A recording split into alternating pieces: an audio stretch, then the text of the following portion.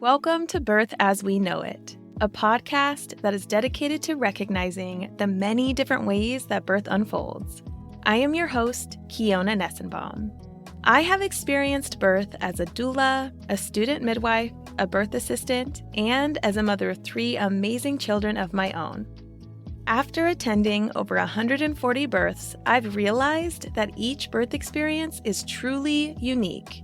So make sure you subscribe and join me as we are guided through many different birth experiences through the lens of the storyteller. Please be aware that some of these stories can be triggering to hear. So feel free to pause, take a breath, and come back and listen whenever you're ready.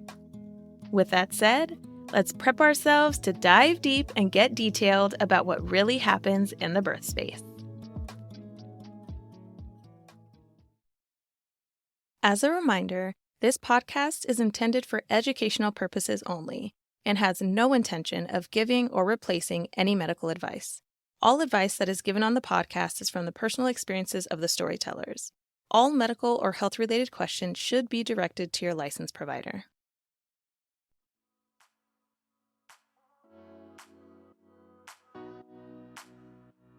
Before we dive into the episode today, I want to remind all of you amazing listeners that there is also an amazing Facebook group just for us. If you're listening right now, that means you are part of the Baki community. And as a member of the Baki community, you need to be a member of this Facebook group. In this group, we connect on things related to the podcast, as well as just answering questions and being humans together. So no need to overthink it. Just go to birthasweknowitpodcast.com/Facebook to join in on the fun. And if you want to take it one step further, you can head over to birthasweknowitpodcast.com/support and become a patron. By becoming a patron, you're telling me that you support all of the work I'm putting into the production of this podcast. And you're supporting that we are here learning together through our genuine interest in making connections through individuals' personal stories. So, keep being amazing. And I look forward to connecting with you on a deeper level. All right, let's dive into the episode.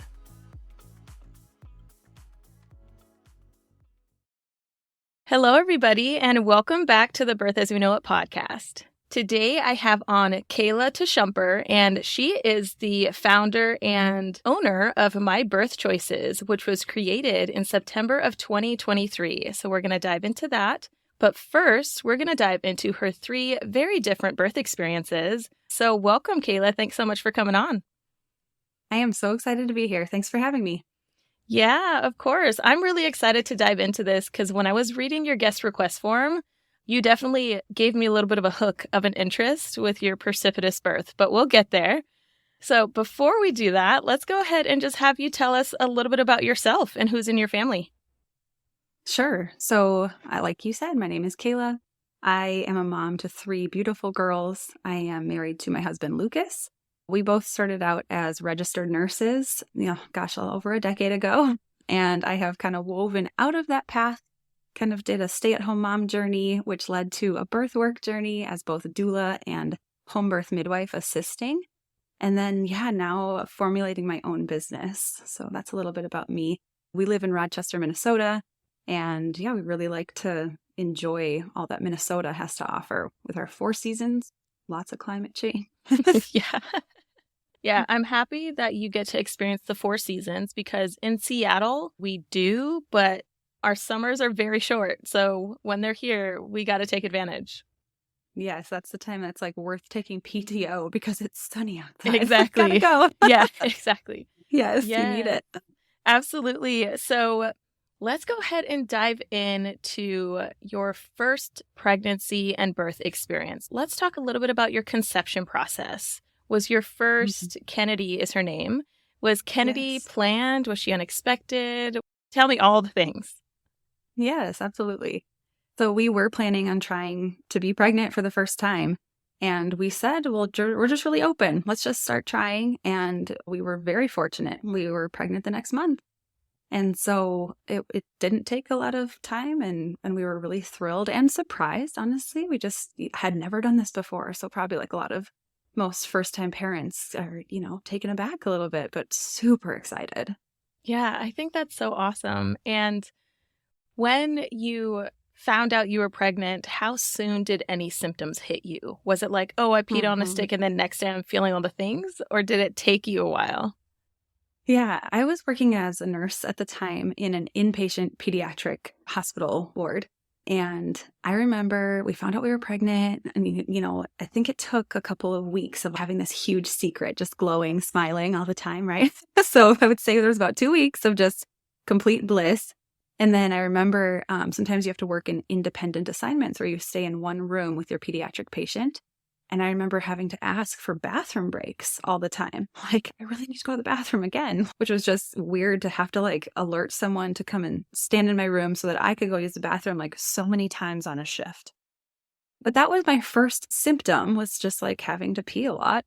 And then the nausea really did set in pretty quick. I think probably around 4 weeks post taking a test and knowing I was pregnant.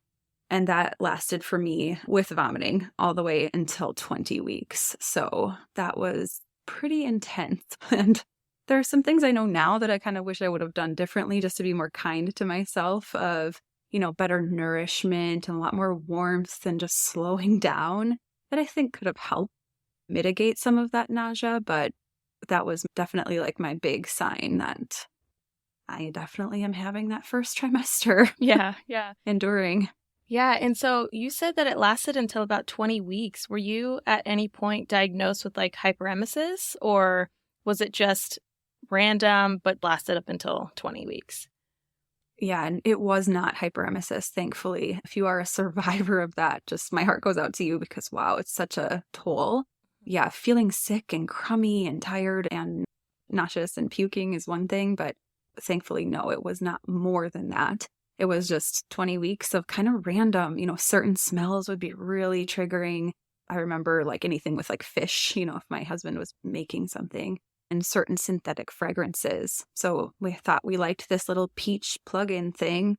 And I came home one night and opened the door, went back out, threw up and said, "Get those out of the house." My husband put them in the garage, which he thought had taken care of it. And then the next day I got in the car to go to work, walked past them in the garage, threw up again. So I was like, I told you to get rid of them. I thought getting them outside would be enough. Nope, they needed to be gone. Yeah, that is officially trash now. Get it out. Yes. Yep.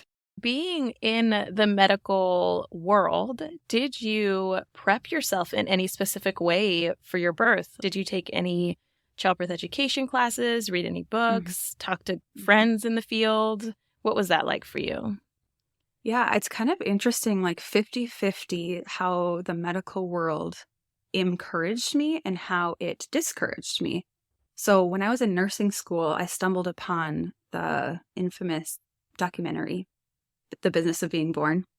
And I was in nursing school learning a lot about, pregnancy and stuff when I was in my maternity classes. But I was so fascinated by this different take that was presented through The Business of Being Born.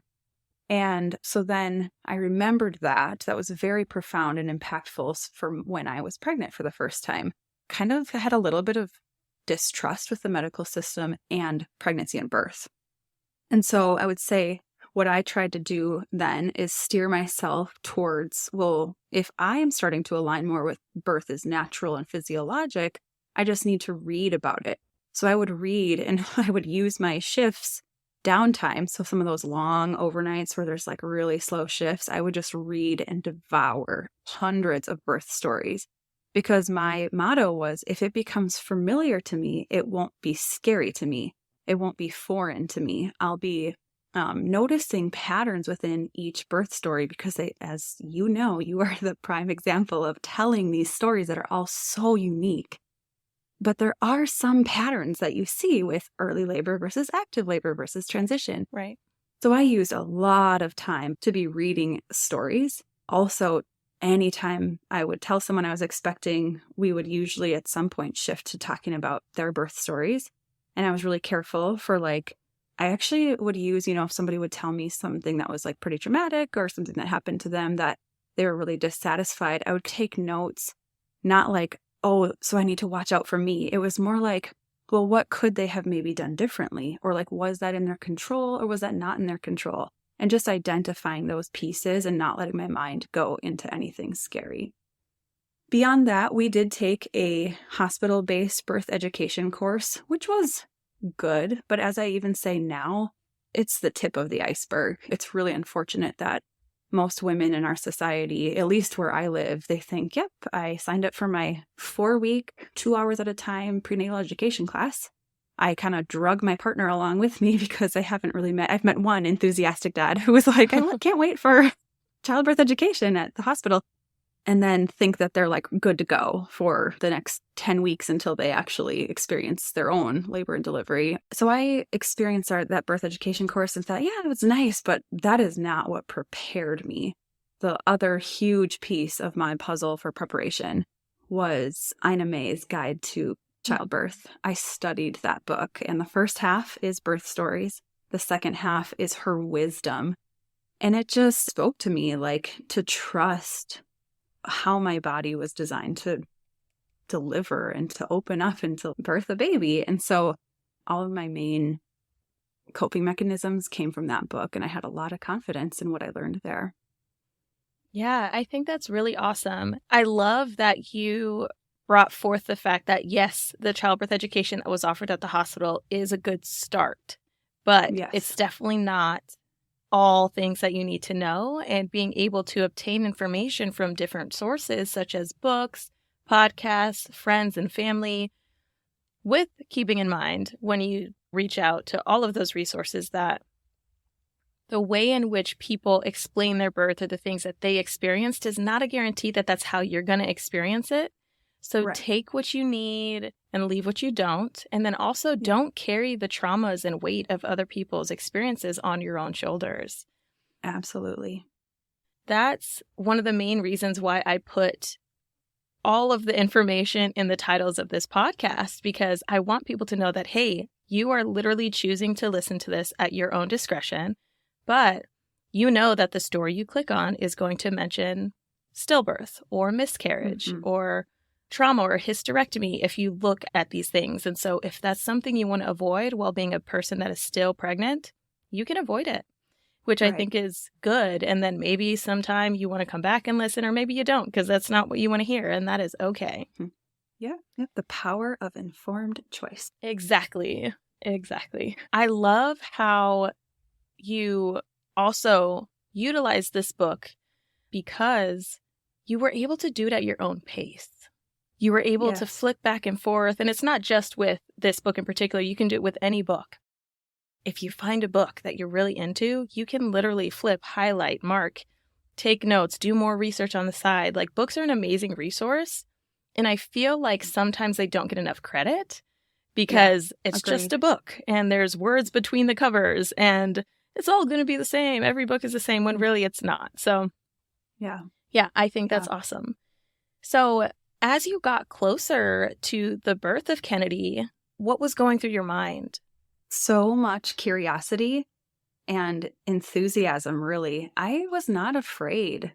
I had such little fear. If I did have any fear, it was just a little bit of fear of the unknown. But I felt like I was so prepared, and I had spent so much time connecting to the process of childbirth that I was just really enthusiastic about experiencing it myself. So I felt a lot of curiosity of, I've read so many stories. What's mine going to be like?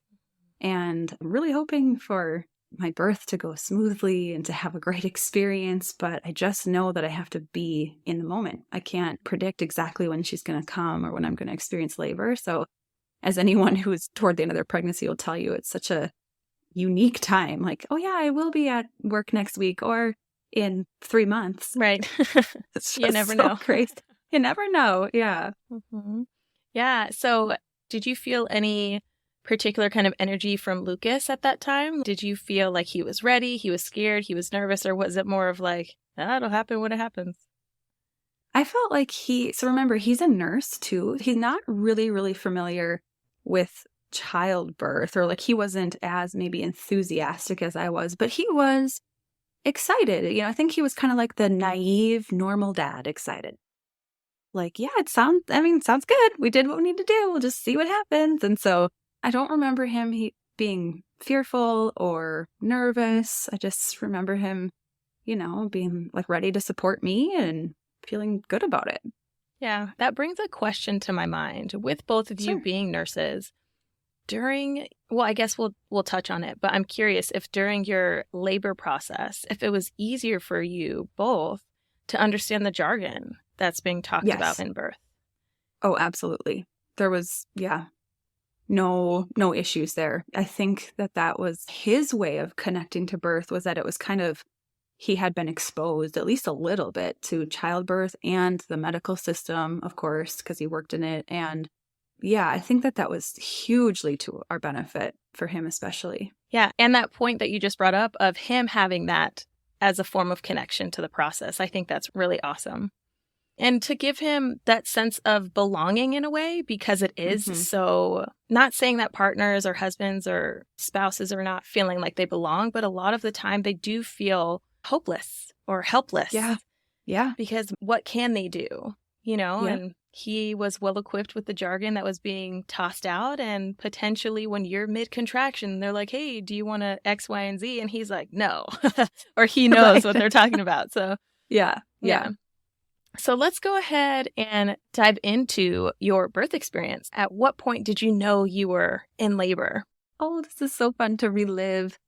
I woke up that morning and I was just looking forward to the day so much, because all that was on my day, on this beautiful spring day, was to go get a 90-minute prenatal massage and to then go meet up with 2 friends and go for a walk. And so on the way to my massage, my baby moved in a certain way that stopped me. I can go right back in my mind to sitting in the car, being at the stoplight I was at. And she moved a certain way. And I said, wow, are you getting ready to come out soon? Like, it was just this connected moment, which in the moment I didn't think was really poignant and special. But looking back, I do. Like, I knew, my intuition really knew. And she communicated that to me, which is really a fond memory for me. I went and had my massage, which was delightful, of course. And I remember I had a male masseuse, and I told him, I'm like, yeah, I'm due in 2 days or 3 days, whatever it was. And he's like, if you go into labor on my table, I will never forgive you for this. I'm like, how serious is he? I was a little intimidated, but then we kind of just laughed and whatever. So as soon as the massage was done, they give you water usually to say, okay, like, make sure you hydrate back up after a big massage. I'm like, yep. So of course I also, drank the water and then needed to go to the bathroom, because you're always going to the bathroom at the end of your pregnancy. And I went to the bathroom and noticed that I had some bloody show when I wiped. And I was like, oh, okay, good to know. And then a couple hours went on, went to the bathroom a few more times. I would notice just like a little bit more of that bloody show.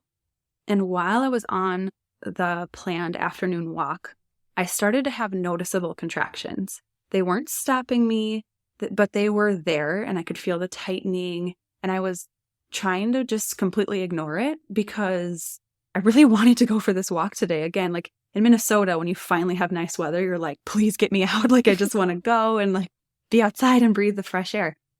So we went for our walk, and at the end of it, I said, okay, ladies, I have to tell you something. The whole time we were walking, I was having contractions pretty consistently.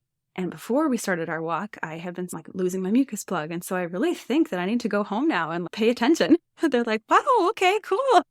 So yeah, I went home, and my husband was maybe going to stay late. He was getting off work at 3:30, and he's like, should I stay till 7? And I don't know what I was thinking. Just that first time naivety was like, yeah, you probably could. Oh, guess what? I've been feeling some contractions and bloody show and stuff. And he's like, oh, really? So we ended the phone call with him like, okay, I'll stay till 7. And I was like, great. And then he called me back like 5 minutes later and said, oh, yeah, I had signed up and they were ready for me. And then at the last second, they said, never mind, we don't need you.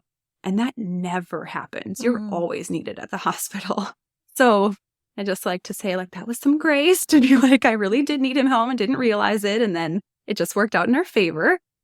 Also, funny story, we both got home. I got home from my walk. He got home from his shift. And on the front doorstep was our crib. We had ordered it, and this giant box was there. And I'm like, well, I can't lift that in here. But he got home and he's like, oh, okay. And I said, you really need to start setting it up because here's, what I've been noticing. And I am going to start timing contractions because I think they're picking up. So I got on my birth ball and was sitting next to him, just bouncing along and swaying along as he's like reading through all the directions. And I'm being very minorly helpful. Like, here's a tool, or, I'm not helping. I'm just focusing. I saved forever the little sticky note. I had this neon yellow sticky note of the times that I was having contractions just to show the progression, because this labor was so textbook. My contractions were 10 minutes apart, then 8, then 6. And then we eventually got to the evening and he went to go lie down and I was drinking a lot of water and I was doing a lot of stretching. And I eventually decided, okay, this is definitely it for labor. Like, I'm there, but I think maybe I should try to go to bed because I should try to rest. So I did try, to no avail, about a half hour. And then I got back up again. And I did call our local hospital and just told them, this is what I'm experiencing. And she's like, this is really good, but it really sounds like you're able to talk. It sounds like you're having some back labor, because I was reporting that I was feeling a lot of the contractions kind of starting in my back. And she's like, start by drinking a lot of water just to make sure that you're not dehydrated. And I was like, okay. And they're like, yeah, just call back when you're ready. So I think it was the next 2 hours, I walked laps in my kitchen, dining room, and living room.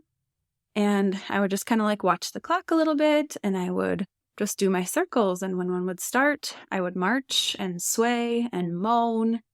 And then eventually called back again. And this time I couldn't answer a lot of their questions. And they're like, wow, things have really changed. You definitely should come in.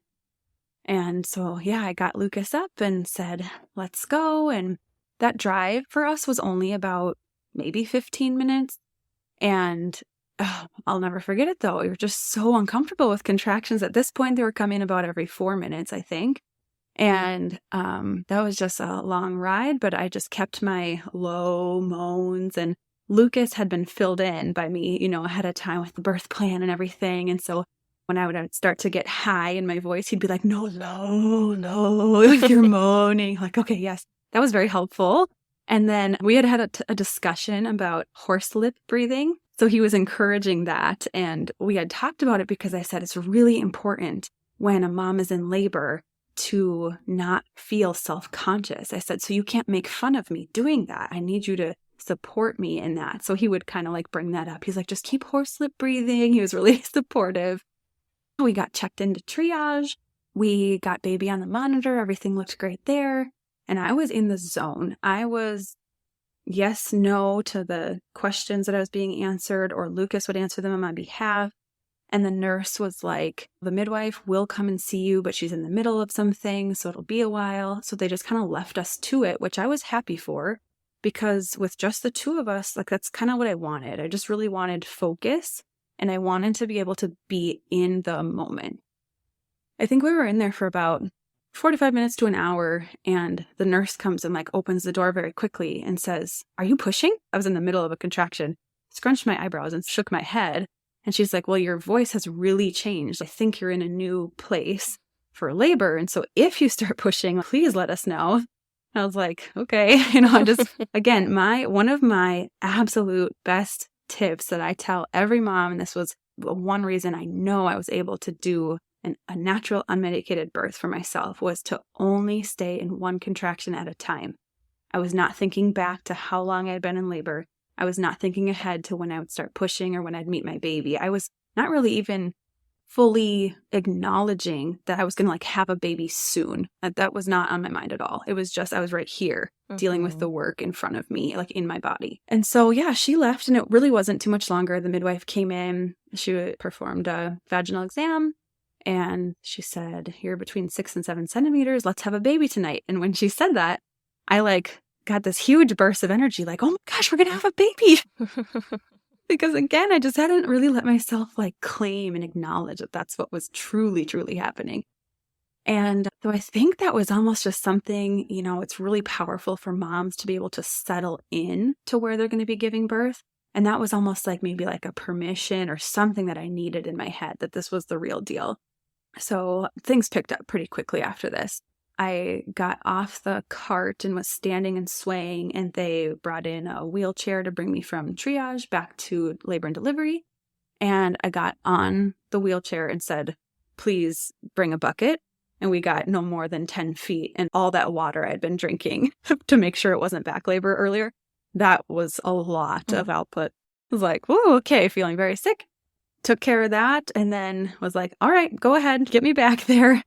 And then I got back to my room and I was very much in labor land because I knew that people were around. I was literally watching them, but I felt so disconnected. It was like I was in my own kind of glass box or something. And I don't mean that in a negative way.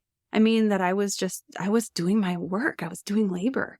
Even though things were going on around me, I wasn't paying close attention. I wasn't giving them my attention. I was focused. I did try to get in the tub for a little while after being in the room for, 20 minutes or so. And when I got in the tub, I really relaxed. That was so helpful because things were getting really intense. And I didn't even realize it then at all. But looking back, I had 2 contractions where I started to spontaneously push. And the midwife said, oh, we need to get you out of the tub because they do not support water birth, unfortunately. And I knew why she was saying that, but I kind of wish she would have been like, you're pushing, like your body's doing it, like celebrate with me. I wish she would have kind of like made that clear because it was like so reflexive that I just didn't even know what was going on. I chose to go back to the bed in the room and kind of did like a high sitting position. And she said, you're there, you're ready. She must have done a vaginal exam and said, yeah, like 10 centimeters, here we go. So I started to push and it's a little bit fuzzy, maybe like an hour or 45 minutes of pushing. And I pushed so hard. I remember that just because I was very motivated now to be like, this is the real deal. This is where I am now. And so let's go. I had a very, very supportive nurse. She had a student with her. I remember that. And super funny story is that student ended up working with me in pediatrics like a year later. So I pushed for 45 minutes or an hour or so and delivered this beautiful baby girl who had a nuchal hand, meaning her hand was up by her face at delivery. So it, just took a little extra effort maybe than it would have otherwise. And I just remember being on top of the world that she was here and that I did it and that, wow, and they had laid her across my chest and she was looking what would be like down toward my hip or down toward the bed. And it felt like it was forever. It was probably 2 or 3 minutes. But I just kept looking at my husband saying, I want to see her. Can you take a picture of her face? Because they were just assessing. I did have meconium when my waters opened. And so they said we would like the pediatric team to just be in the room and listen to her lungs. And I said, sure, okay. And so they were listening to her and doing that assessment. So I just wasn't confident that I could lift her a different way. You're kind of coming back down from birth. And it truly wasn't long before I could reposition her and get her up to my chest. And just, I was so on top of the world. It was what I prepared for. And she did great. And I did great. And Lucas did great. He was such a great help and support, like holding my hand and encouraging me. So yeah, and he wasn't scared to see everything that was happening as it was happening. I think that's kind of his medical side. So, yeah. Oh, that sounds so awesome. I really love that because it sounds like everything that you prepared for came into fruition. Like, yes, you did all the things and knowing that if you had to change at any moment, you were just being present in the moment and kind of just doing your thing. And then you listened to your body. And I actually really love the part where the triage nurse came in and asked you if you were pushing, because that means that you were singing your labor song. And I love that. I think it's so awesome because, some people are very concerned about the way they're going to sound when they're in labor because they're like, I don't want it to sound weird. I don't want it to sound like I'm having sex. I don't want it to sound like all this stuff. And in my mind, I'm like, whatever comes out of your mouth is meant to come out of your mouth. If you're cussing up a storm, then you're cussing up a storm. If you're mooing like a cow or counting or growling, like whatever it is, it's such a primal experience that you just gotta be. I couldn't agree with you more. It's so incredibly important. I tell moms that this is a primal experience, like you just said. Everyone there is there to attend you. I often give this little example, like an illustration. If you were going to one of the most famous musicians in the world, and like you're going to their concert, everyone there is to attend the concert for the performer. Mm-hmm. Like, you're not a performer in birth in the sense of you're performing for approval or something like that, or admiration, but it's your show. So if you need to sound a certain way, sound a certain way. Like, you cannot feel inhibited in any way if you want things to keep progressing. Mm-hmm. It's very important. Yeah, I agree with that, because it is a very primal experience, and your primal instincts will kick in if someone comes into your space and you feel unsafe, or if someone mm-hmm. comes into your space and tries to take over. Your labor will stall or stop or slow down. Those things will happen. The same thing will happen in an opposite situation, meaning if your body's pushing and they're like, no, wait for the doctor, and you're like, hell no, I can't do that. That fetal ejection reflex just comes into play. I think that it's so important to remember we are animals and we have very primal instincts within us. So yeah, I loved that. And I also loved that your husband came in and was not afraid to see all the things. I absolutely think his medical background helped with that. Yes, that's true. Yeah, so that's really cool. So let's go into your postpartum a little bit. What was your postpartum like? Did you decide to breastfeed, formula feed, bottle feed? And then did you experience any postpartum mood disorders or anxieties? My postpartum was pretty easy in the sense of I took things slow. I tried to focus on healing. And at the same time, I would say it was not so easy for breastfeeding. I did really, really want to breastfeed, and that was so important to me.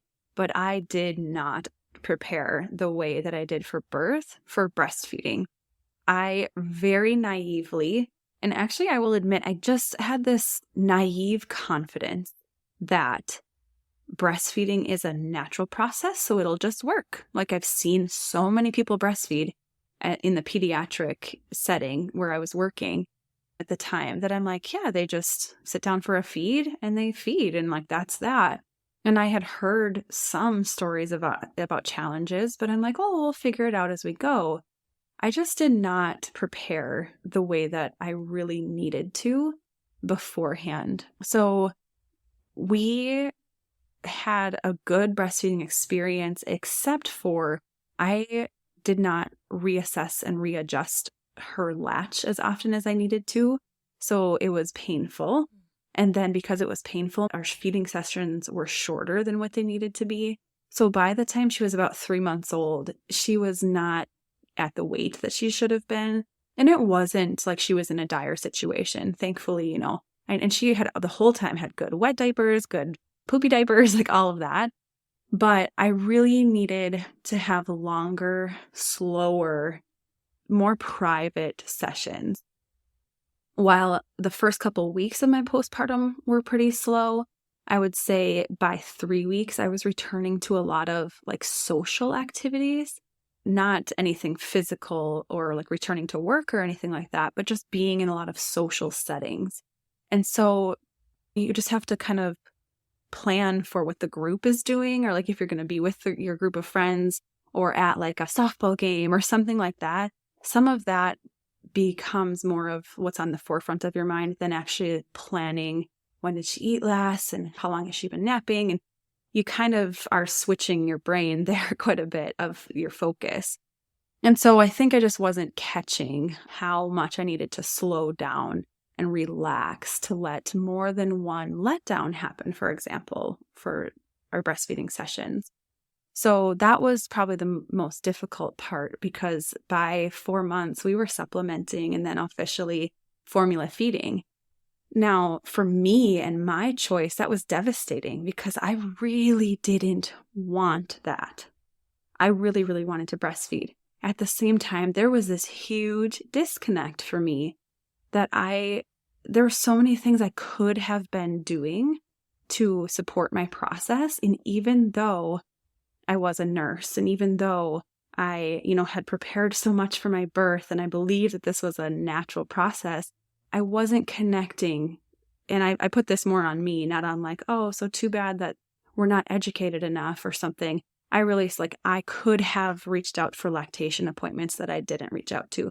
I could have spent more time practicing the latch. I could have skipped a lot of social events to say, this is my priority. I need to figure out nursing if I want to keep nursing my baby for a long period of time. And understanding that, if someone could have told me, if you just keep up doing what you're doing, you won't be breastfeeding anymore for much longer. I think that's what would have done it for me to be like, oh my gosh, I got to figure this out.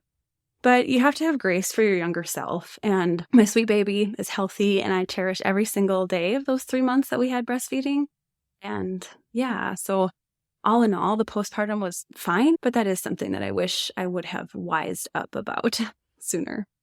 Yeah, and hindsight is 2020, Yeah, and absolutely. there's no way that you could have known how you were going to react with your breastfeeding before you did it. And then in the moment, it's hard because a lot of support or guidance drops off in the postpartum period. So if they are struggling with breastfeeding, some people don't know who to reach out to.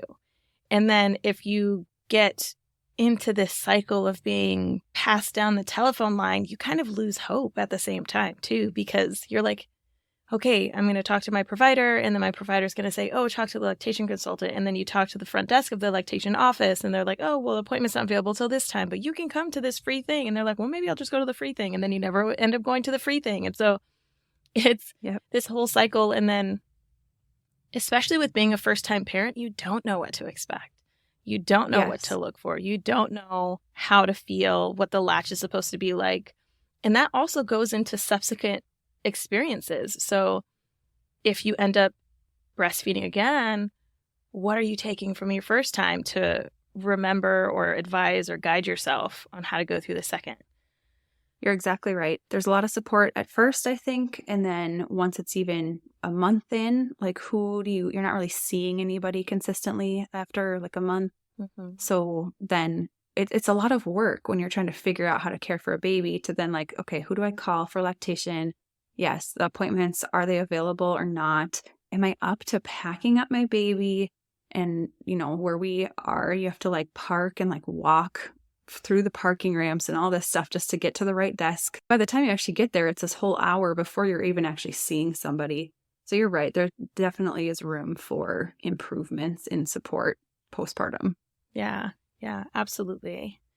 Leading into postpartum, let's go ahead and talk about if you noticed any signs in Lucas, like how his postpartum was. Did he have any depression or any anxiety? I know sleep deprivation is there for every parent that's involved. Mm-hmm. Did you see anything in him that came to the surface? What I saw in him was that open-handed curiosity and growth, learning how to change diapers is a big deal for the dad in those first couple days and months even. And he was so sweet, learning how to swaddle and trying to oh, maybe she should do a nap in the bouncy chair this time because she needs to be upright a little bit more.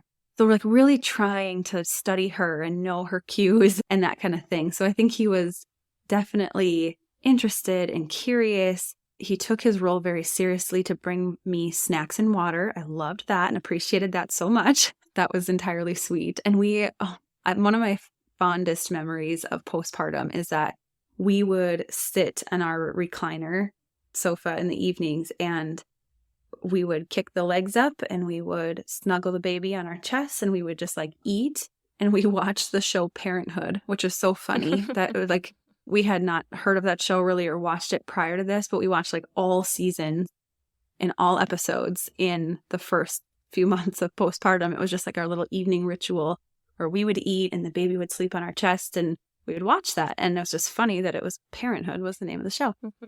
And so he seemed to really like his paternity leave. And then maybe further in, 3 months, 4 months, 5 months, life resumes. And so I think we both just kind of like were trying to figure out, like, how do you do work-life balance with a baby and childcare and all of that.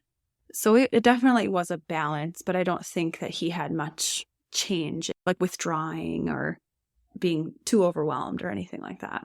Right. Yeah. Well, that's good. I'm happy to hear that you guys had a little ritual for yourselves at the end of the evening. That's so sweet and so fun. So, with Kennedy's postpartum, did you return to work after that, or was that when you started to become a stay-at-home parent? I did return to work.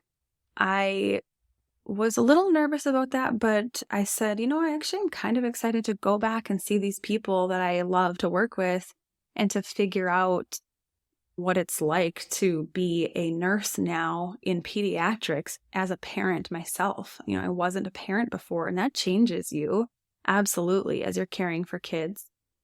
I did not love the daycare and breastfeeding / pumping / the baby's still not sleeping through the night and then doing different shift work. I did not love all of that. That was pretty difficult to balance. That definitely doing days and nights and long shift work really did contribute to the plummet of breast milk and me being able to keep up on breastfeeding. So I did return to work, and it went pretty well for the experience. I was happy to be back, but not so well for the balance. It was just really difficult to figure that out. Yeah, no, I feel that for sure. I can definitely understand that. So at what point did you and Lucas decide that it was time to try for another? That is a little bit fuzzy, honestly. I know that we talked about it. I know that we both felt like, yes, it's time to try. But truly, there is something about that time period of that second pregnancy that is just blipped out of my mind. To be honest, I mean, I know we both felt good about it. I know we were trying again. Our girls, for their births, are 2 years and 2 weeks apart for their birthdays. So they're pretty close. We were ready. It was time, I guess. That's awesome. And so how was your second pregnancy different from your first? Honestly, the pregnancy was almost identical, except for instead of 20 weeks of feeling really sick, it was 18 weeks. So it was a little shorter. Nice. That's a bonus, I would say. Yep, that was a little bit better. But otherwise, it was, a very, very smooth pregnancy. And I felt really similar. Just both times had a good, healthy experience. So there's not much else to say about it, really. It was good. Yeah, good. So with your first experience, you did some childbirth education. So with this experience, did you look into any other forms of childbirth education, or were you just like, I've done it before, I know what I'm doing, we'll just go from there? I think because of how much preparation I had done, and it really hadn't been that long ago, looking back at that point, I really didn't do much extra. There probably were some Google searches and things like that. But I remember having at least one conversation with a friend who had chosen homebirth for her first baby, who was born around the same time as our first. And I was so intrigued, but there really was a disconnect of me thinking that was for me, even though she went through everything with me of what I really wanted from birth and wanted to experience my goals. And she's like, it just really sounds like you are a home birth parent. And I said, yeah, I kind of agree with you. But I think the biggest hang up for me was that at that time, I was only aware of one home birth midwife that served our area. And there may have been 2 or 3, so still not that many. But the one that there was, she would have to drive a pretty long distance just to get to us. And I didn't feel comfortable with that more than anything else. I also didn't understand how it all worked. And I think maybe my medical mind of being a nurse was just I really understand the hospital. And also the first time I optimized all of it into my favor. So I'll just do that again. So that was the one thing that I remember for preparation that was extra intentional, which, I guess it was a conversation that just happened to come up truly. But otherwise, I don't recall doing a lot of extra reading and preparing for my second. Yeah, that makes sense though, because with them being so close in age, you had that still kind of in the forefront of your mind. You're like, okay, I remember what it was like last time and I felt really good last time, so I'm just going to do that. So let's go ahead and dive into the labor of Claire. Of Claire, yes. Oh, this will be fun, and it'll be short and sweet. I woke up on the morning of May 19th at 4 a.m. on the dot because I felt like I had this like specific gas pain, this specific pointy pain like in my stomach, and didn't think much of it. And then I looked at the clock at 4:02, same thing. 4:04, same thing. And I was like, why would a gas pain come every 2 minutes on the dot? But if these are contractions, that doesn't make sense because contractions that are 2 minutes apart should be painful, like more painful than this. This is like I have to like really think about it and notice this like pain. And I kept feeling my belly. Is it tight? I was so bad at that for some reason, like telling if I was having a contraction, feeling my own stomach. I think at the end it always felt kind of tight because of how stretched you are at the end. So I actually got up and I took a Tums, and I just really never take medication. So I don't know. That was different for me, and tried to go back to sleep. And then my husband was getting up early around 5:30, and I got up with him and I just started kind of walking around and noticing that this pain, which again was so dull, but it was there, would kind of keep coming. And so I said, I think I'm going to call into work today. I was supposed to be at work at 7 a.m. and it was already 5:30 in the morning. And so I called in and said, I think today might be my day, so I'm going to stay home. And they're like, oh, wow, we'll be thinking about you. Good luck. And then I hung up. I got in the shower. And at the beginning of my shower, everything had just kind of stopped. And I was like, oh man, did I like start my maternity leave? And I'm like not in labor. I was so confused. But then about halfway through my shower, I remember having one contraction that like brought me to my knees and the big like moaning. And then I got out of the shower and had something kind of similar. So I called my husband back. He had gotten up early for that meeting. He was at that meeting. And I was like, I think you need to come home. I'm not really sure what's going on, but I want you close. Sure, he said. So he got back. At this time, it must be approaching 7:30 or so. My mother-in-law had just arrived from out of town the evening prior. And so she was now awake and my 2-year-old was awake. And I remember like grabbing my 2-year-old and sitting her on my lap and like bouncing on our birth ball. Like, I think your sisters may be coming soon. Just like bouncing around. And then I would go and eat something. And every once in a while, my mother-in-law said, when she tells the story, she's like, just every once in a while, you would do one of your laps around the kitchen and you would breathe. And then you would like come out of it and you were just talking like normal and everything was normal. And I agreed. I was just like, okay, I'm not really sure what's going on. When my husband had gotten back home, I said, why don't we just lay down? I am not sure. I was starting to get kind of frustrated. Like, I don't know what's happening.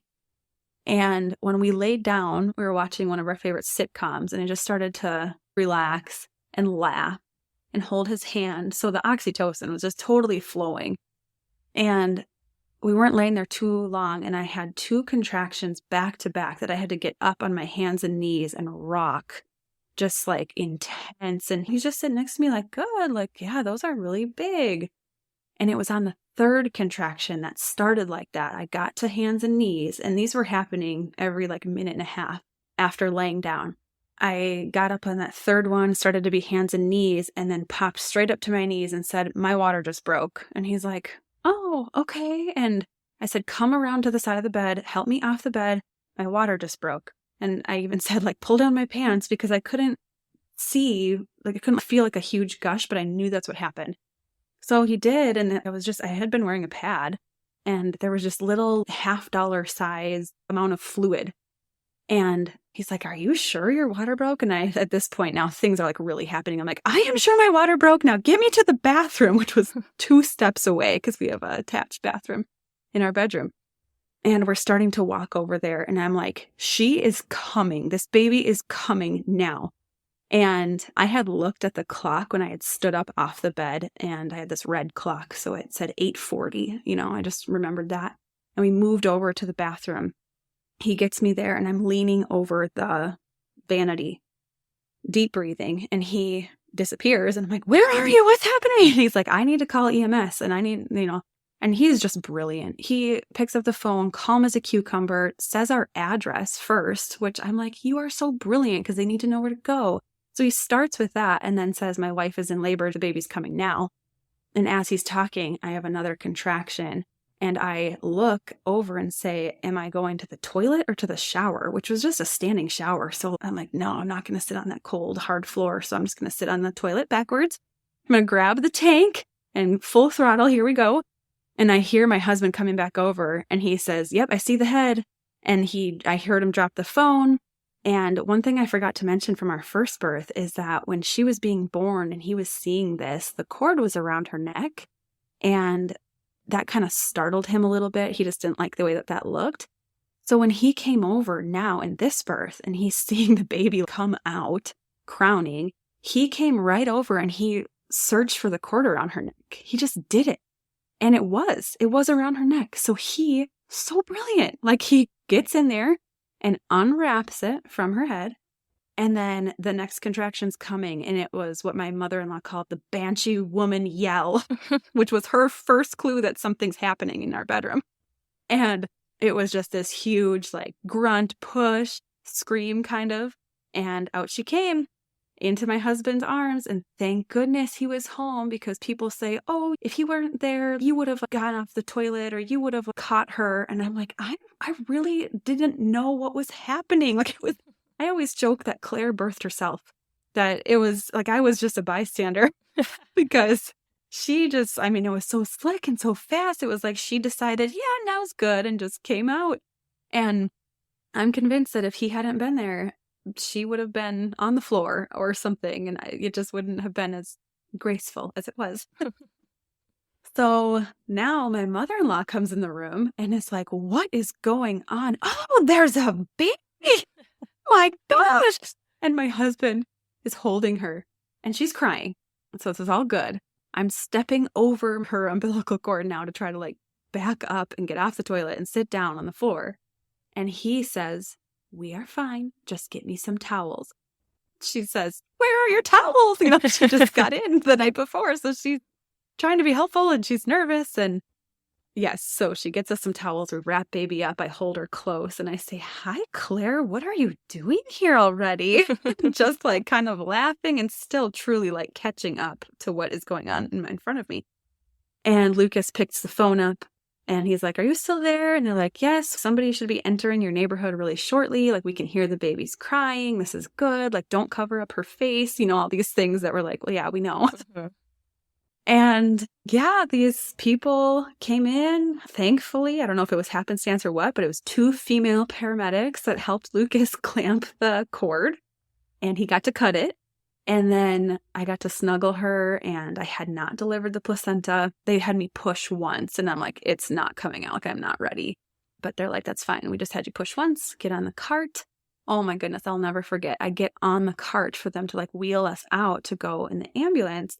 And there is like a firefighter man, like young man in the corner of my bedroom, just like standing against the wall with the deer in the headlights look, because he's seeing like this half naked woman holding a baby with an umbilical cord, like hanging.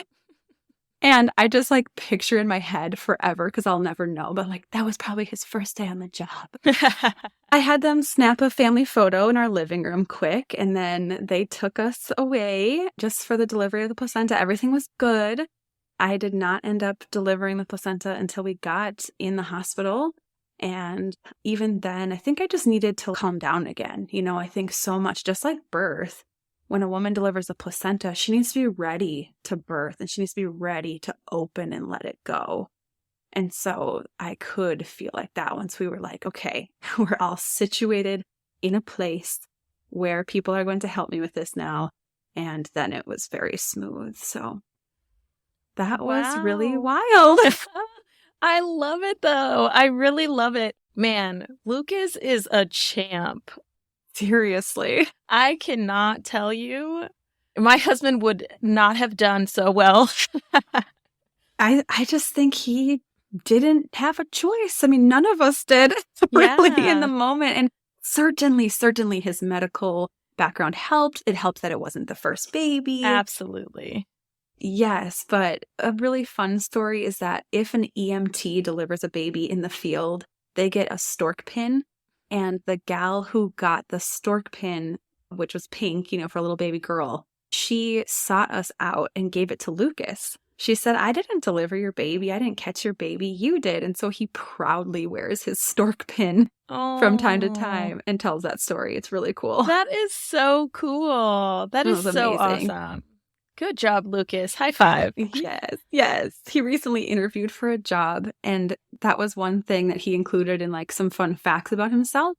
And he wore it in his interview because I'm like, you will be so memorable to have that as part of your interviewing story. So that was fun. Yeah, that's awesome. Hopefully he gets that job that he interviewed for.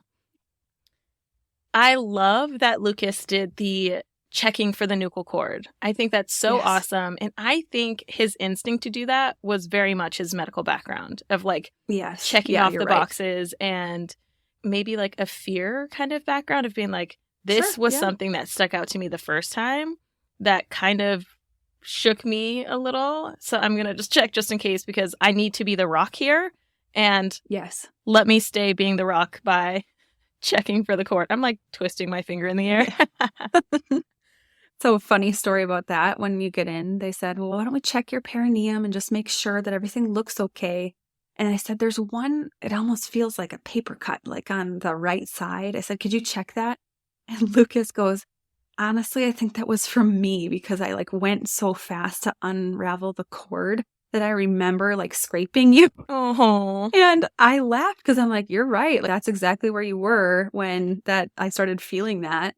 And so, yeah, I didn't have any tears whatsoever from birth, but I did have this little cut from that, from the nuchal cord experience. So just kind of a funny, like, oh yeah, anything's possible, I guess. Yeah, but man, if that's the only damage you got in that entire situation, right, you took one for the team, Seriously, she must have been so low for so long because I said in the first hour postpartum, I said, I feel better down there than I have felt the last 2 weeks. So she must have just been having so much pressure that to actually have that relieved by her birth was like, I feel great now.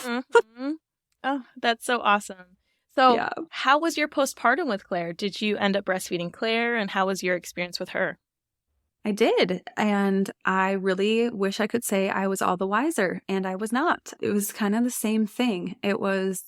I obviously had much more experience, and I knew that I wanted things to be different this time. But my stress level was way too high. Ladies, you got to listen and understand that if your stress level is high and you're not an overproducer, you're probably going to start to underproduce. The first 3 months were good. And then I went back to work in my pediatric nurse job. And I was flipping days and nights. And I was going long hours, sometimes not getting the nutrition that I needed. And then I had a toddler and a baby at home and doing the childcare stuff and all of that. And it was the same thing. My milk supply plummeted and I was attending to all the needs in front of me, but I was not attending to my breastfeeding need. And so, for telling later the third birth story, I did wise up, and I'll talk about that later. But yeah, even the second time, it was a great experience. I'm super grateful for the first 3 months, but after that, it wasn't so great. And I could have done some things differently, but again, we just have compassion for what it was and look back and do what we can to move forward the next time. Yeah. So after experiencing that the second time around, how did that feel? Like, how did that impact your emotions? I was very emotional about that. I felt like maybe this just isn't for me. Like maybe this is just what my body does. I think I did some things differently. I think I took fenugreek or something like things that you kind of like just Google and try. Mm-hmm. I know that I tried pumping more after feeds and stuff like that, but it wasn't like the support that I needed, like seeing somebody and having somebody hold me accountable and saying no to certain things and yes to other things. So it was difficult. I didn't go to a super dark place or anything like that, but it was just difficult. Yeah. And that makes sense because a lot of people do experience struggling with breastfeeding multiple times, and sometimes they always do, and then they don't wise up necessarily, and they just let it be their fate in a way, like, this is what it is, and I know how it's going. So, yeah. And for some women, of course, it is. It's almost like that first couple weeks is great, and maybe truly their body, for whatever reason, it actually is how it is. But often there's something we could maybe try to implement that would help. Yeah, for sure. And breastfeeding isn't for everyone. Right. And there are some people that don't want to breastfeed, and so they don't. Or they want to try for a little bit, and then once it gets hard, that's their limit and boundary for themselves that, hey, I know that there's an alternative that is totally going to help my baby stay plump and juicy. So making that decision for their own mental health is also extremely important. Absolutely. Yeah. That story is super, super amazing, and I love it so much. But I really am curious to hear what decisions you changed in your third pregnancy, knowing that you had this conversation with your home birther friend and then experienced an unplanned precipitous home birth, while knowing that it went well. How did that impact the decisions you made with your third pregnancy of Emelia? Yes. So now it's 2019, and I think that our second was 2. We waited a little bit longer before trying again. We knew we wanted to be pregnant again. We were hopeful about that, and found out we were pregnant I remember like around Christmas time, because I hung my little pregnancy like pea on a stick. I hung it on the tree. It was sanitary, I promise, but I just hung it, and that's how I showed my husband. Thought it was kind of cute. It was maybe a couple months into the pregnancy that I had a doula friend that lived close by, and we were on a walk, and I started telling her, I do not feel comfortable going to the hospital for this birth when it's time. That's the last place I want to be. I don't feel like I need it. I feel like I know how I birth. I know what I believe about birth. So that's not for me. And so I asked her if she knew of who serves the Rochester area for home birth. And she gave me some more names that I hadn't heard before. And I went home that day and talked to Lucas, and he said, I have almost a little bit of PTSD from Claire's birth. That was so fast. I'm glad it went well, but like I don't know about this planned home birth stuff. And we went back and forth for a couple days or weeks. And then I eventually said, I understand that you're nervous, and I have questions too, but in our family, we don't make decisions out of fear ever. That's like not the reason to make a decision. And I will not birth at the hospital unless I have to. I said, I will do all the checks and all the scans and all the things to make sure that we're still in a good place, but that's the last place I'd like to deliver. And so he was like, okay. And he made his list of specific questions, and we had a consultation with a midwife, and it went well.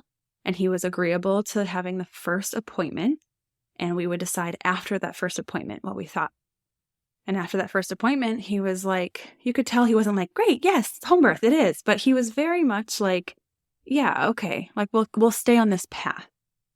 And then we went through all our prenatal care, and I would have him come to every appointment that he could, which isn't that interesting that it's different that way, because if I had had all my prenatal appointments at the hospital and clinic, I don't think I would have prioritized like, oh, I have to make sure that you're off work that day and like you come with me. Maybe because we had already done that before with 2 kids, or I don't know, but he was involved in each appointment at the home birth midwife clinic that she had. And so I really appreciated him being a part of those. And then he got really comfortable, and he, again, got his questions answered, and everything was going well. So we planned for a home birth midwife, and that was at 20 weeks that we were like, yes, we're going to definitely sign on here. And that's when the decision was made. And we were very happy with that, especially not knowing that 2020 was coming. And, home birth got very popular starting in 2020, since women wanted out-of-hospital choices that all the more. So we were grateful to already have that as a secured option for us. Yeah, I actually truly appreciate how upfront Lucas was about it, and then how it was a discussion that you had in order to make an informed decision together. Yes. Of course, I'm all for people that are also like, I don't want to birth here. I'm the one birthing. I'm birthing here. You're coming or not. Or Right. also making the decision to be like, okay, I don't have a huge preference, but if you don't want to birth at a hospital, I'll go ahead and do it at home, or vice versa, you know? But I just like how you both came together, made that decision, and how you were really strong in your point about your feelings too. And then he respected that with the fact that you were saying you and your family doesn't make decisions based off of fear, which is amazing. We don't either.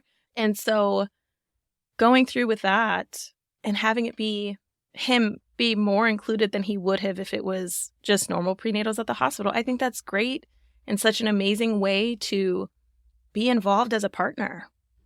Yes. It was wonderful. It was a gift, truly.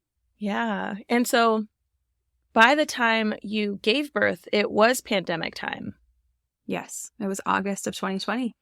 Yeah. So how was this pregnancy for you? Was it smooth? Were there any differences between your other two pregnancies? It was pretty similar. Again, I'm very grateful to say that. And I also got to shave off 2 weeks again on the morning sickness. So it was only until 16 weeks this time. So going down, that was nice. I thought, okay, it's getting better every time. I was working still, but I moved to an outpatient job that I really loved. It had way more like shorter hours, daytime hours, great work environment, lower stress. So the pregnancy was smooth, and I had a job where I wasn't stressed all the time. That was really good.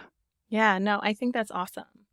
And so with having a very comfortable pregnancy or a decently comfortable pregnancy, and then having this communication with your husband, what was it like when you actually went into labor this time around?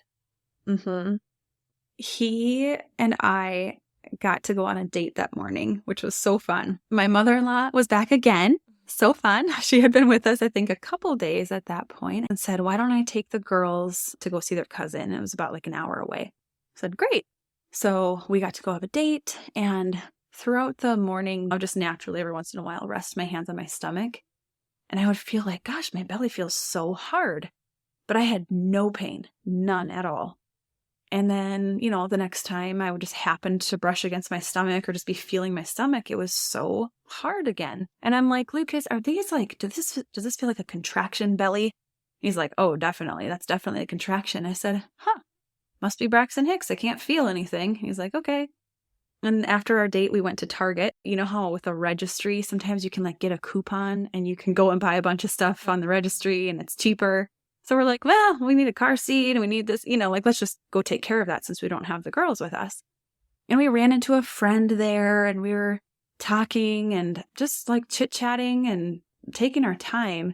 And again, I would feel my belly often as we're chatting. And I'm like, what's going on? Because this feels like these are contractions and it's like every time I touch my stomach. So I did text my midwives. There were 2 that were going to be coming. And just said, I'm just giving you a heads up because last time was fast. I do not feel any pain at all, but this is what I'm noticing. And they said, sounds good. Let us know. We got home and the same thing as last time. We laid down just to like relax, take a nap because the house was quiet. How glorious is that? Like all the parents of multiples out there know. And he reached over to touch my stomach again because I said, honey, my stomach is still so hard.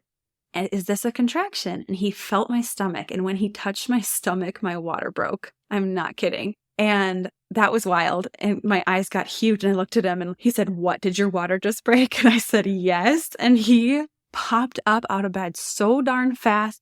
And he's like, I got to call the midwife because he's thinking about last time that the baby was here in 8 minutes. And I'm laughing and I'm like also simultaneously like noting just the weirdness that it is when you laugh and move and you're like leaking waters. It's like, oh my gosh, this is just a lot of sensations. And I'm like, slow down. Like, I am not in pain. Nothing's happening. I do not feel pushy. He's like, don't care, like calling the midwife. Like, okay. So I'm in the bathroom trying to make sense of what I'm seeing here. And I hear him on the phone. Hi. this is Lucas. Kayla's water just broke. Yes. Okay, bye. And I'm like laughing again. I'm like, you have to tell her, like, I'm not pushing a baby out. And he's like, well, she's on her way and she'll be here in 15 minutes. I was like, okay. So she gets here, the first midwife gets here, and I say, thank you so much for coming. I hope you have all your things. If you need to like get a snack, do that, like just settle in. And she's like, okay, so we're not having a baby right now. I said, nope. And I did ask her to just check my pad because I'm like, is there meconium in the fluid? She's like, nope, it looks normal. Okay, good. That sounds good.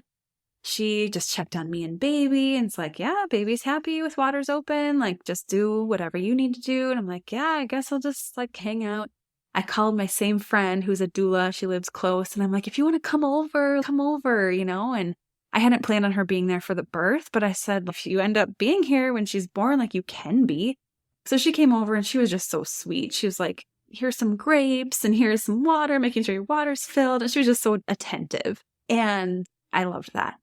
And then she's like, well, why don't I just sneak downstairs and talk to the team? Because now the other midwife had come and an assistant had come and they were just hanging out downstairs because that's how I wanted it. I just wanted like, I'll call you up when I need you. And she went downstairs and I didn't know this until later. But she said, all right, like, when do we think this baby is coming? And this is the early afternoon, maybe 3 or 4 or 4:30 or something in the afternoon.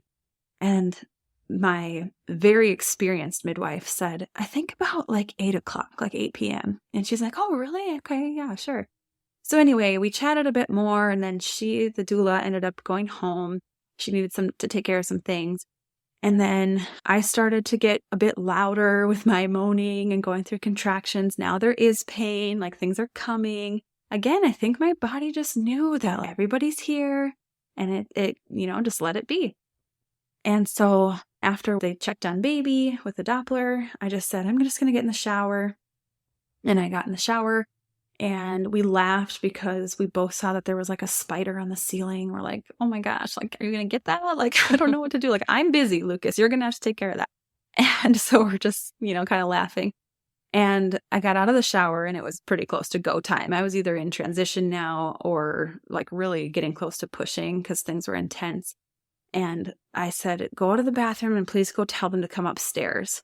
He goes out of the bathroom and comes right back in. And he said, they heard you. They knew. They just knew. They're right here. And I was like, oh my gosh, it's so amazing to have people who just get physiologic birth and they follow by sound and by look and by timing. They were probably timing whenever they would hear me make noise.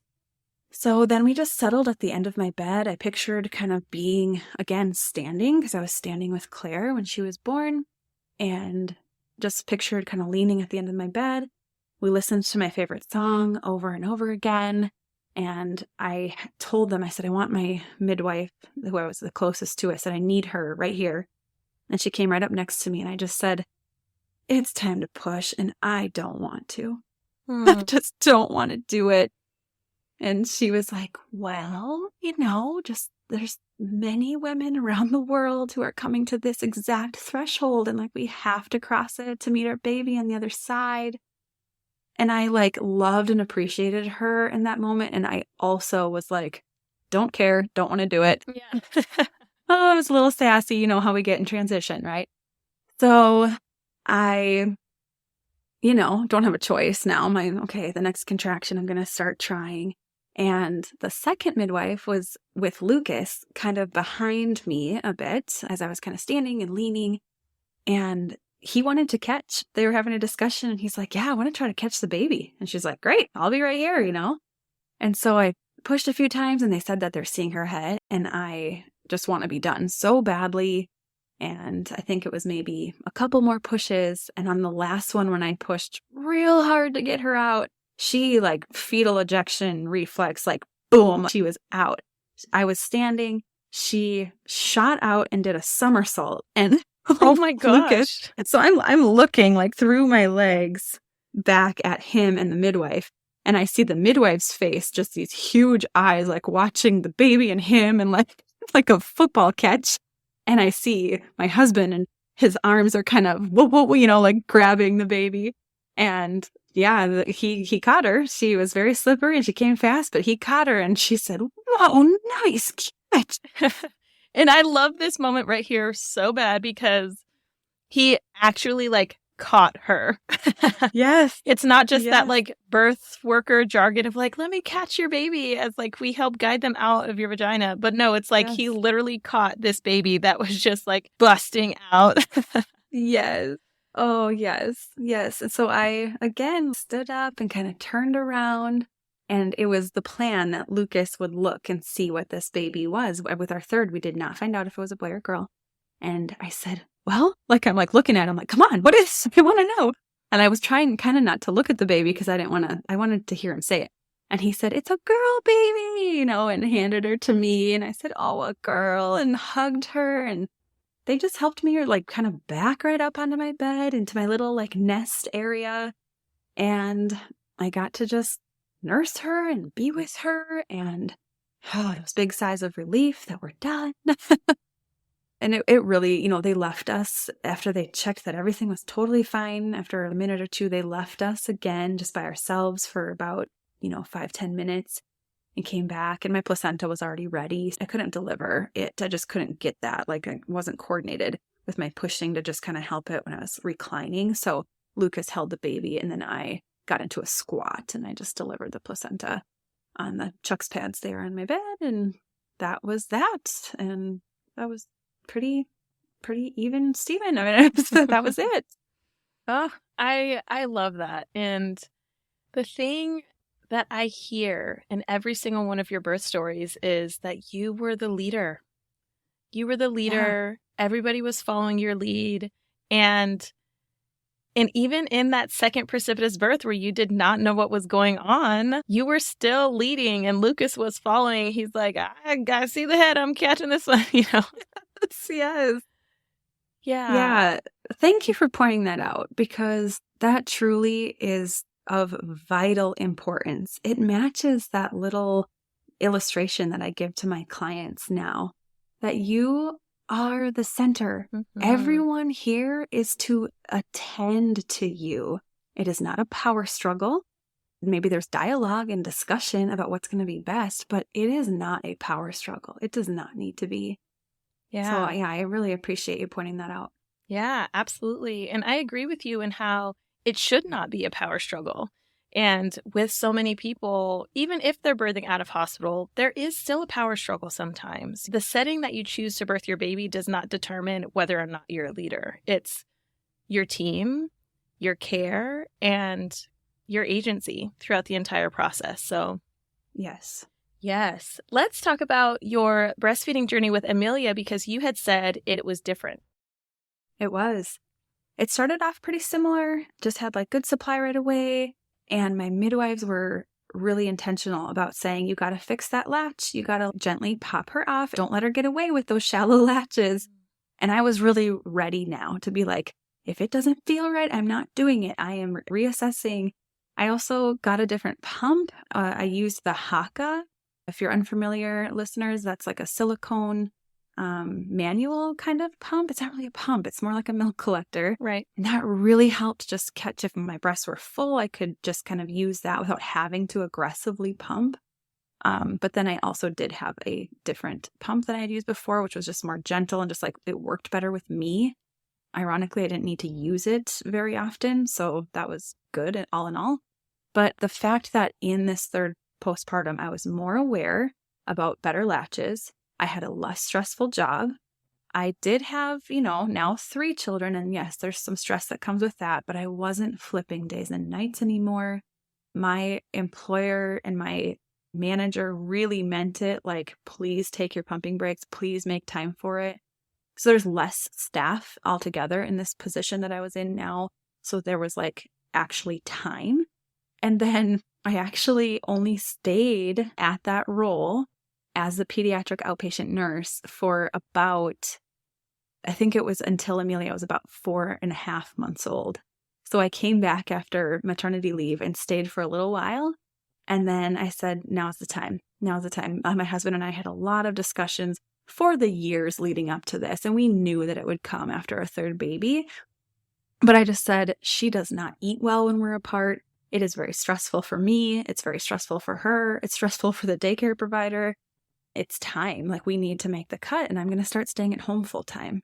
So that was the biggest help, was that I was home full time and was able to nurse her for 13 months.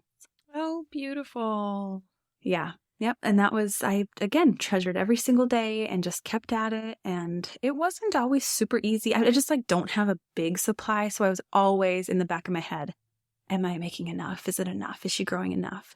And she was. And it was like she was always just meeting the mark that in theory per a growth curve, she like should be at. But we had a wonderful journey, and we're still, I feel like in some ways, there's just a closeness that I have with her, whether that's because of home birth, because of the breastfeeding journey, the slower pace that I wasn't working such a stressful job. And it was 2020. So things were slow, like socially, things weren't going on. Yeah. I was home with her. So I think all of that combined into there's this just unique closeness between Emelia and I. Yeah, I love that. I love that. And I actually have a similar experience with my kiddos. I unexpectedly became a stay-at-home parent after my third when she was about 7 months old. Okay. And the connection that I have with her is just different. And she's like super glued to my hip all the time. And the relationship we have is just different. Yeah. So cool. Yes. So I love that you shared all of these stories with me. But before we end this interview, I want to dive into how your 3 birth experiences steered you in the direction of birth work, thus leading you to create your business called My Birth Choices. Yes. Each of my birth stories are very unique. And I have the history of working in a hospital setting and then also birthing and supporting birth out of the hospital setting. And I'm a studier. I like to answer the question, why? Why do we birth like this? Why are women feeling in general intimidated by birth, scared by birth? Why are women having negative experiences? Why is our C-section rate 33% when it wasn't near that 10, 20, 30 years ago? Why? I ask all the time and I study. And my takeaway, my deduction is that there is disconnect. The wisdom, the innate wisdom of what it means to grow and birth a child, both for a woman, a man, a family, what the process is a completely disconnected, far away experience until you're actually in it yourself. And for many women, the only connection is media, movies, and the horrific birth scenes that we see or shows. And then maybe they've had a friend or family member give birth. And if it's anything like the majority of the birth stories I hear, they weren't great. They were, this went wrong and that went wrong. And they said I couldn't and they said I should. And there's the power is just, women are disempowered. And so those are the connections, which are, I don't even want to call them that. I mean, that's the familiarity, I guess, to what birth is. And our culture does not promote getting connected sooner in your pregnancy, sooner in your preconception, sooner when you're a teenage girl and you're learning about what menstruation is and how pregnancy actually works and all of that and what birth actually can be like when it's honored and there isn't this power struggle. There's just this huge disconnect. And it really, really flipped and changed between 1900 and 1955 when birth was in culture, either with doctors who would come to the home or midwives who would come to the home, or then the flip happening to birth being in the hospital behind closed doors. First, with patients who were extremely poor, so they weren't paying for services in the home and in their community. They were just coming here as kind of charity cases in the hospital. There were a lot of bad outcomes because of infection. We weren't practicing good infection practices, including not even like wearing gloves, if you can believe it. Like if we can even try to wrap our minds around that. So a lot of sepsis passed around, but for women, for babies, like bad outcomes. Then hospitals started to grow across the country. So it's like, well, we have to figure out how to improve our outcomes because now everybody's starting to come to these hospitals for many things. Well, why wouldn't birth be one of those things? Because people will always be giving birth. So it became, we need to do it because people will always need services. And we need to do it because we're a business and we will always have a source of income because people will be coming here for birth. Mm-hmm. And so in that time period, and since that time period, since about 1950s, the reconnection is nearly impossible unless you take it upon yourself to figure out your true choices. Figuring out your true choices is tricky. And that's my heart behind My Birth Choices. I say that my mission at My Birth Choices is bringing birth back into culture through revelation of choice. And I partner with women on empowering journeys to and through motherhood. So with My Birth Choices, it's like, let's sit down and open up the conversation, much like you're doing. I applaud you and thank you so much for sharing the many ways that women can give birth, because listening to this is one piece of the puzzle for the expectant mom. In addition to researching and asking questions, finding support. And then opening up that conversation leads to what are actual choices. It would drive me nuts, and it still does, when I start to have these wonderful conversations with women who are willing to share their birth stories, or I share mine, and we start talking about things, and they say, well, I didn't know I could say no to that. I didn't know that I could choose this. I didn't know that there was an option for difference for GDM testing, or, like water birth, or like just, different forms of pain medication. I didn't know. I didn't know what that looked like. Maybe I read it in a textbook. Maybe I heard it once in my childbirth education class, but I didn't see how that applied in the situation. That's the other piece that just lights the fire in me. That's not fair that you don't know that. There are even certain things that I have learned since being a third-time mom, a doula, and a midwife's assistant, and I'm just now figuring out the difference between things like one-step delivery versus two-step delivery. I won't even get into that now, but that's just like one example where I'm like, women should have a choice if their provider helps them with one-step delivery or two-step delivery, because there's reason to look into that and advocate for yourself for what you want. And I'm like, this is just not okay that women don't have the choices. When women have the choices, they have power. And it doesn't need to be for the sake of a power trip. It needs to be for the sake of your experience, your body, and your baby, and how you birth. So that's why I created it. And through that, there is an option to still partner with me through what I call pregnancy partnership. It's one-on-one birth education with a doula, consulting about what are your choices. Now, how do we make your experience match your wishes and your choices? How do we optimize the chance that you'll have a beautiful birth in the way that you envision a beautiful birth? And so that's where the partnership side comes in from My Birth Choices through pregnancy partnership. Yeah, I love all of this.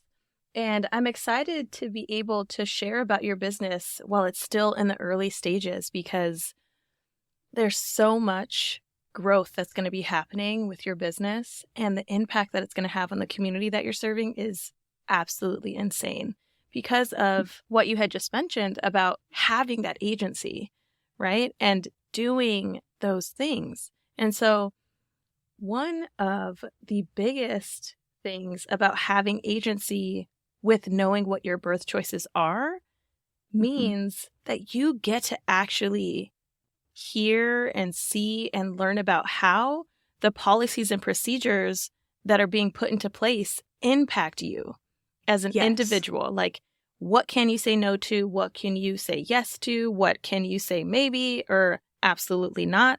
And everybody, whether that's in hospital or out of hospital, works in a specific way. And so they usually have these steps that they take in order to make sure or try their best to ensure that you have a safe, healthy, productive pregnancy. They want to take all the steps that they can to make sure that you are taken care of. But just because it's something they do all the time doesn't mean they have to check off every single box every time. Yes, you get it. You get it. Yes, exactly. I think that's really important for listeners to know and to be aware of, because especially I really, really would love to get more young listeners, like teen parents, because yeah, there's a lot of things. Some of these stories might get them to be like, I ain't having no babies, but Right. some of them will also be like, oh gosh, like I'm pregnant unexpectedly, didn't know I could have a home birth. Like for me, I was 19 and I did not know that my state insurance covered out of hospital midwifery. Did not know that. So to be able to put that info out there, maybe even into the teen health centers in high schools, and to have a childbirth education in a high school and do those kinds of things, that would be so cool. Yes. Change is certainly coming for a lot of women. Home birth practices here in Rochester are growing big time because women are waking up to the truth when they are reconnected to what birth can actually be like, especially for the mom who has a very low risk pregnancy. Then they start to open their eyes to, oh, like it's not scary. Oh, it's not foreign. And oh, I've already known 7 other moms who have had a home birth. You know, it's increasing in popularity because it becomes familiar, because we're reconnected, and because we have an accurate depiction. We're not scared of this far off birth behind closed doors. We're actually seeing it, talking about it, practicing it. Tides are turning for sure. Yeah, absolutely. And I also wanted to bring up the point that it's so amazing that you yourself are the one that created this business, My Birth Choices, because you experience birth in both places. You are coming from a place with an open mind, having worked in the medical field and doing those things, but with an open mind, because there's extremists on all ends, right? So there's like extreme home birthers, like free birthers, there's extreme hospital birthers and like, heck no, I need to birth in a place where I can get an epidural, all of which is fine. It's all on a spectrum, right? Yep. Now, there's pros and cons to wherever you land in the spectrum, whether that's like bad outcomes, good outcomes, permanent impacts on our bodies. It really is so different. And I'm the type of person to be upfront and open-minded about the fact that wherever you birth, there's always pros and cons. That's how come you have to go through the process of making these important decisions and doing your research. Yes. And My Birth Choices sounds like a great place to start for that. I would love to hear from anybody, truly, that the great benefit of, living in 2024 is that all of my services can be accessed digitally if needed. We can meet just like you and I are over an internet connection. And part of our meeting of a consultation could be, let me help you. If I'm working as a birth consultant in a consultation, let me help you get connected to your birth choices in your area. Like I will gladly do some of the Google searching, some of the calling around, some of the looking for reviews for you, which would be easy for me to do because of the internet today. Right. But then, in my own community, I get to meet with women a lot more personally, one-on-one. And then they have the option, if they do pregnancy partnership with me, they do have the option to add on in-person doula support as well. So I'm all about increasing access. Do we need to start with a consultation for a very low fee or even free at first? I offer a free consultation. Okay, then let's look at what some choices are for you for your experience. If some of that includes you'd like to continue this relationship and this partnership to help increase the odds that you are going to have this like birth that you set out for, let's do pregnancy partnership. Excellent. You're feeling great. Either we kind of end at pregnancy partnership or we add on something that's a bit more of an investment, which would be in-person doula services. So I'm really trying to reach out and connect with women. Like, let's just talk about what you need. And even if you don't take the exact suggestions I give, at least you're aware of the things now that you have options for this pregnancy or for a future one. So Right. I'm very, very enthusiastic about helping support women and seeing their true choices. Yeah, I love that. I love that so much. So Thank tell you. our listeners where they can find you. Yes, please connect with me at mybirthchoices.com. You can learn a little bit more about me, read about my services, and even submit a contact form that's really easy. Or I'm on Instagram at mybirthchoices if you want to connect a little bit there. Yeah, that would be the best way. Either of those 2 ways would be great. Awesome. Well, thank you so much, Kayla. I am so excited to get all of this information out to the world and to put this amazingness into listeners' ears. I just love this so much. Thank you so much for being on the podcast. Thank you. It was such a pleasure. I'm really, really glad we got to meet today. Yeah, me too. Absolutely.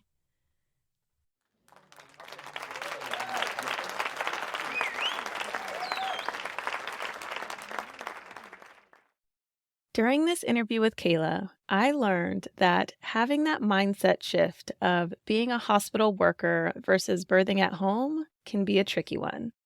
I also learned that it is extremely important to have a supportive partner or strong support person by your side during your labor and birth, because that precipitous birth experience was definitely a doozy. And as I was editing this episode, I realized that I forgot to ask Kayla my 3 closing questions. So I ended up asking her via message, and here are her responses. My first question is, what is one piece of advice that you would give to all pregnant people to prepare for labor, birth, and postpartum? Her answer was, one piece of advice I would hope every mama knows is this. If you are approaching 37 weeks and you're not feeling confident and encouraged, take the time to write down what your uncertainties are specifically.